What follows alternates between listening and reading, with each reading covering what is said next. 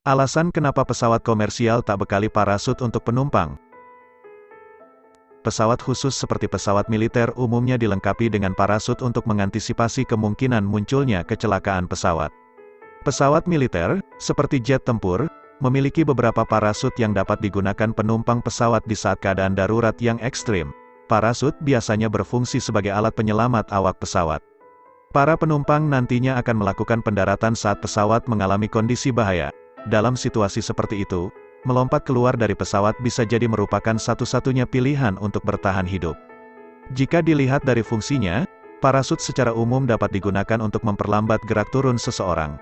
Sehingga, ketika berada pada kondisi darurat di ketinggian tertentu, setidaknya dapat menolong penumpang, salah satunya saat pesawat jatuh. Lantas, apa alasannya pesawat komersial tidak ada parasut di dalamnya? Dilansir Condé Nast Traveler, salah satu alasan pesawat terbang komersial tidak dilengkapi dengan parasut dikarenakan penumpang tidak terlatih menggunakan parasut ketika menyelamatkan diri saat kondisi darurat. Tak hanya itu, penumpang juga tidak dibekali bagaimana cara mendarat dengan benar. Bahkan, seorang penerjun payung pun membutuhkan pelatihan dan beberapa persiapan sebelum melakukan aksinya. Ketika seorang penerjun payung jatuh dari pesawat dan parasut dikembangkan, dalam keadaan terikat ke pesawat, biasanya membutuhkan waktu 4 hingga 5 jam pelatihan, kata Director of Safety and Training for the US Parachute Association, Jim Crook. Bahkan apabila seseorang sudah terlatih untuk menggunakan parasut, dalam kondisi pesawat komersial yang biasanya melintas di ketinggian 35.000 kaki, hal itu pun juga tidak pantas dilakukan.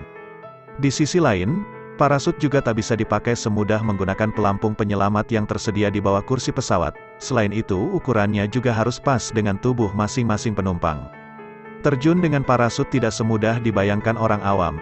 Menurut US Parachute Association, cara tandem adalah cara termudah dan paling populer untuk melakukan terjun payung atau skydiving untuk pertama kalinya.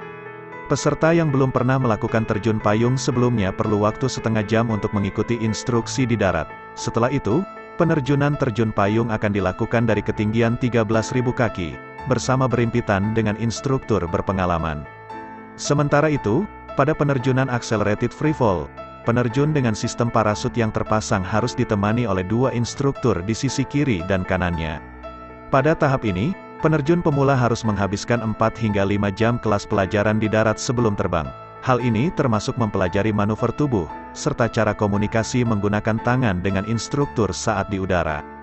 Para instruktur akan memegangi tali pengaman penerjun pemula, hingga ia mengembangkannya parasutnya. Selanjutnya, pemanduan akan dilakukan melalui instruksi radio agar pendaratan dapat dilakukan dengan selamat. Tak hanya itu, penerjun-penerjun berpengalaman juga hanya bisa melakukan terjun payung penerjunan pada ketinggian tidak lebih dari 15.000 kaki. New Zealand Parachute Industry Association bahkan tidak mengizinkan anggotanya penerjunnya untuk terjun pada ketinggian lebih dari 16.500 kaki. Uniknya, perusahaan penerbangan pada awalnya pernah menyediakan parasut bagi penumpangnya untuk pesawat berkecepatan 90 knot atau 166 km per jam.